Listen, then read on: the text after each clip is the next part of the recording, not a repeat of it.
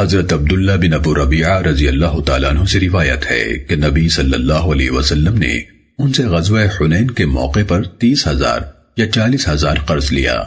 جب نبی صلی اللہ علیہ وسلم غزوے سے واپس تشریف لائے تو انہیں قرض ادا کر دیا۔ پھر نبی صلی اللہ علیہ وسلم نے فرمایا، اللہ تیرے گھر بار میں اور تیرے مال میں برکت عطا فرمائے۔ ادھار کا بدلہ یعنی قرض کی ادائیگی اور شکریہ ادا کرنا ہے۔ سننے ابن ماجہ حدیث نمبر 2424۔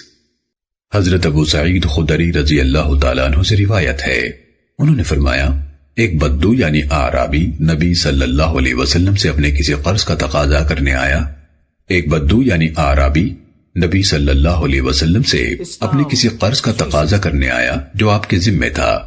اس نے رسول اللہ صلی اللہ علیہ وسلم سے سخت لہجے میں بات کی، حتیٰ کہ یہاں تک کہہ دیا، اگر آپ ادا نہیں کریں گے تو میں آپ کے ساتھ سخت رویہ اختیار کروں گا۔ صحابہ رضی اللہ عنہم نے اسے ڈانٹا اور کہا، تجھ پر افسوس، کیا تجھے معلوم نہیں تو کس سے مخاطب ہے؟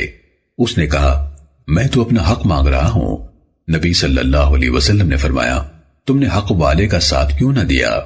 پھر نبی صلی اللہ علیہ وسلم نے حضرت خولہ بنت قیس رضی اللہ تعالیٰ عنہ کو پیغام بھیجا، اگر تمہارے پاس کچھ کھجوریں ہیں تو ہمیں قرض دے دو، ہماری کھجوریں آئیں گی تو ہم تمہارا قرض ادا کر دیں گے۔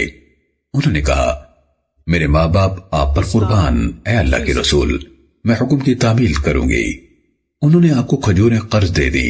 نبی صلی اللہ علیہ وسلم نے اعرابی کا قرض ادا کیا اور اسے کھانا کھلایا۔ اس نے کہا، آپ نے مجھے پورا حق دے دیا، اللہ آپ کو پورا دے۔